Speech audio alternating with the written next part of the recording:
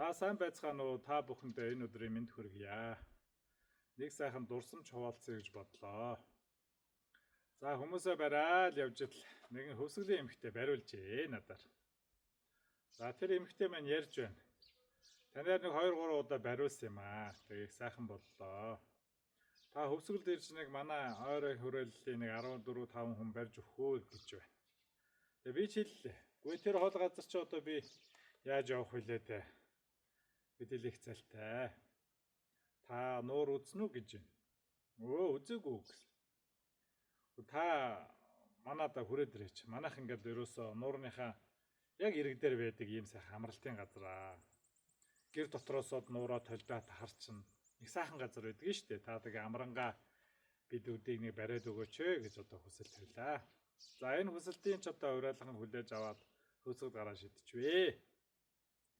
За тэнд ч өстө үнэхээр сайхан юм аа. Тэр хөөсгөл нуурын далаагаар алхаал тэр сайхан нуурыг хараад гайхалтай. Ерөөсөө манай Монгол орн газар бүрэн өнцөг бүрэн өөр гэсэн онцлогтой сайхан нутаг шүү дээ. За тэнд хатгалдаа хүмүүсээ бариад дуусчаал Улаанбаатар руу явах гээд хатгал дээр явж ирсэн. Гэтэл нэг эмэгтэй залгаж байна.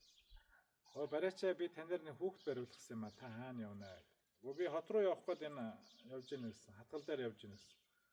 Яг хаана явж ийн?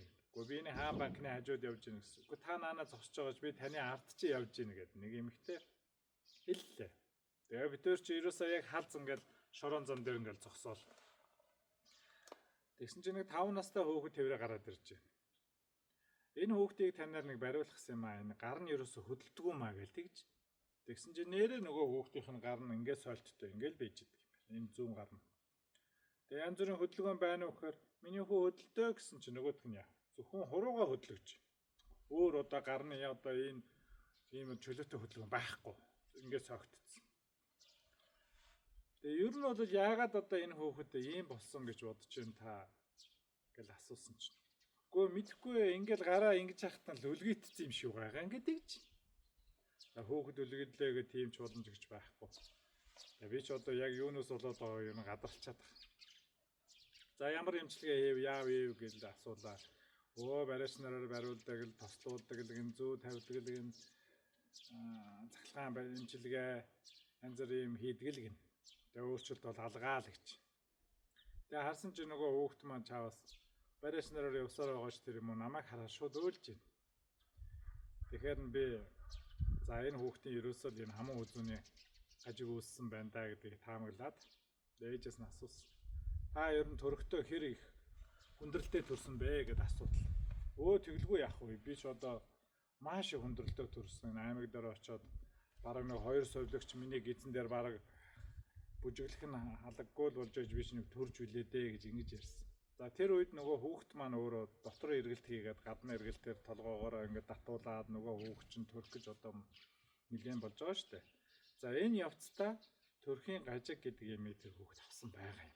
Нэг ёсны одоо энэ дагаж ёсны доотлолт байдаг энэ аман хүзүү буюу хүний одоо нэгдүгээр үе гэж одоо энэ үе байдаг. За энэ хүзүү маань өөрөө юм 7 үетэй. Тэгээд эхний үе буюу энэ аман хүзүү буюу Атлас гэдэг үе маань зүү хоошоо ротиш буюу ингээд эргэлт аваад нөгөө хүүхдийн одоо зүүн талын гарынх нь мэдрэлийн түнэлийг бол барсан байгаа нь бол мэдгдсэн. За нөгөө хүүхдийг чинь ээжд нь тэрвэрлж байгаа. Яг битээр чинь нөгөө замын хажуу талд ингээд зогссон байгаа шүү дээ. Тэгээд энд ингээд сайхан замын хажуу талын мод ингээд сагсалцаа бурууч ирсэн. Тэгээд тэр модноос нь энэ яасан гоё мод вэ гэж тэгтэл нөгөө хүүхд чинь ингээд нөгөө мод руугаа садараад харах үед нь би энэ аман үзүүдэр ганцхан дараал оруулчихж байгаа юм л да. Гэтэл нөгөө сойлттой байсан гар нь шууд доош ингээд унж байгаа байхгүй. Айгүй хөөрхөн. Тэгэл ээжд нь за одоо ингээ хардаа гэл гарын дээш нь өргөд үзэхэр зүгээр, уршин татхаар зүгээр, араас нь уршин татхаар бас зүгээр. За ингээ гар нь болоод гоё болчлоо гэд. За харин нөгөө хүүхэд маань харин уршин татангүйс энэ гар нь юм богнохон. Яагтвэл ингээд атропи өгөөд удаад тийм ээ. Ерөнхийдөө бол тэжээлийн хувьд муу байсан учраас энэ гарны хөгжил бол муутай байсан байгаа юм. Тэгэхдээ би ээжд нь хэлж байгаа. Нэгэд одоо ингээд тэжээл ирсэн учраас энэ гараар нь тоглоул, энэ гараар нь одоо юм хийлгээрэй гэж одоо ингэж хэлээд тэр хүүхдийн гарыг одоо их сайхан засч өгсөн нэг ийм дурсамж сайхан орж ирлээ. Тэгээ та бүхэнтэй хуваалцъя гэж бодлоо.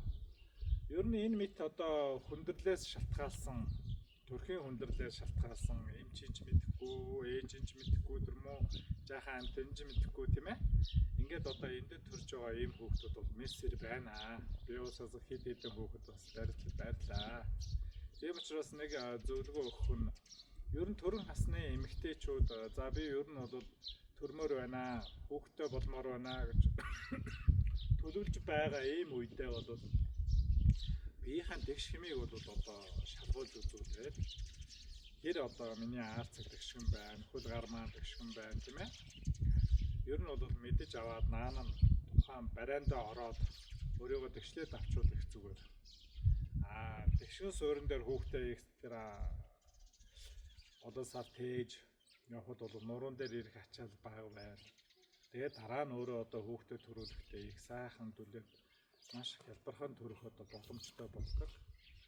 Ийм байгаамаа. Тэгээд ийм учраас ер нь бол төрөх насны эмэгтэйчүүд маань анхаарч өөрийнхөө эрүүл мэндийг нэгт тавьж байх ёстой. Тэгээд эрүүл эхээс эрүүл хүүхэд төрдөг билээ. Тэгээд Монголын өрс маш олон болох болтугай. Ингээд анхаарал тавьсан та бүхэндээ баярлалаа. Би тэгш хэмээн уралданд минь тавтаа морил.